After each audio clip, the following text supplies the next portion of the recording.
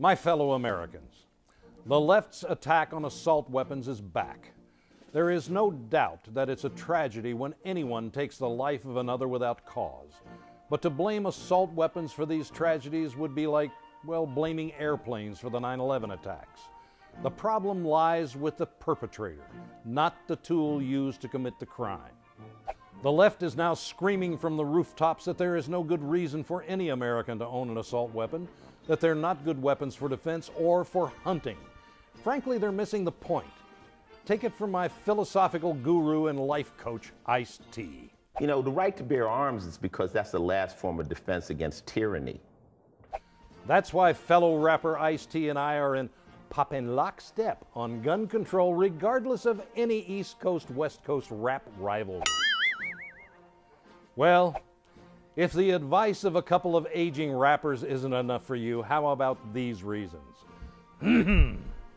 Number one, the Constitution.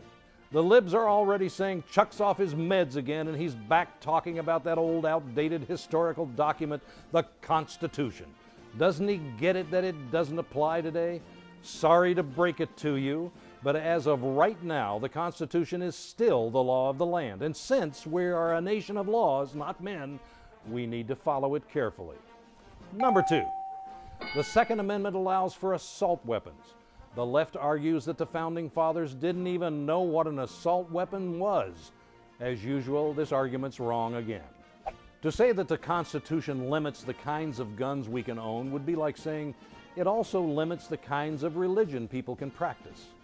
How would it be if some people thought you could practice Catholicism, but not Scientology? Our Founding Fathers wanted every citizen to be armed equal to the Army in case of takeover by a tyrannical government. They wanted us to have protection from them. How would things have been different in Nazi Germany had the people been armed? Think about the protesters that have been killed by their own government in Iran. An armed society would not have that problem. Number three, assault weapons act as a deterrent against foreign invasion.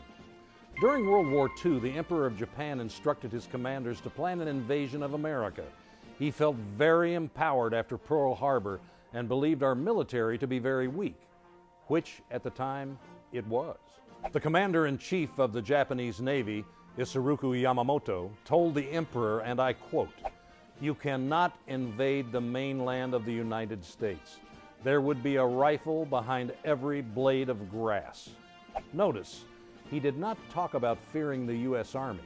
It was the American people that he feared.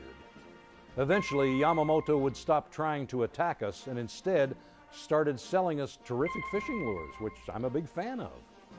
It is the fact that there is a gun behind every blade of grass that prevents any other country from even thinking about invading our nation. Take away the assault rifles and you have weakened that defense. Number four, there's already a ban on assault rifles. Well, you don't hear that very much, but there has been tight controls on assault rifles since 1934. Well, how can that be? The U.S. military defines an assault rifle as something that can fire intermediate powered cartridges on selective fire.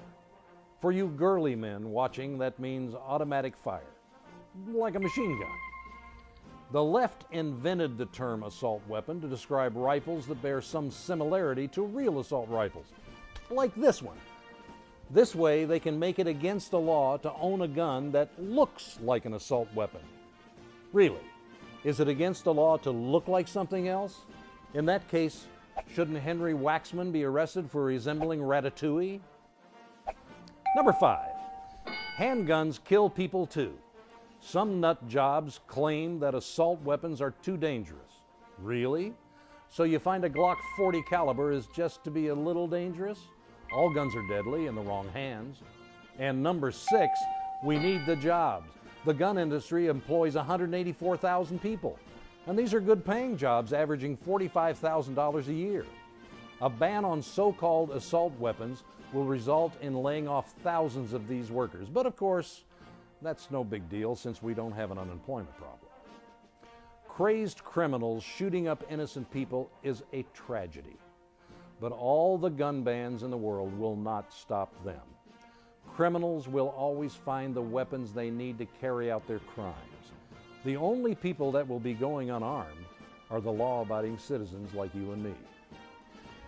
When you hear people talk about banning assault weapons, know that the real assault weapon is the liberal media. They are attacking your constitutional rights. It's a slippery slope.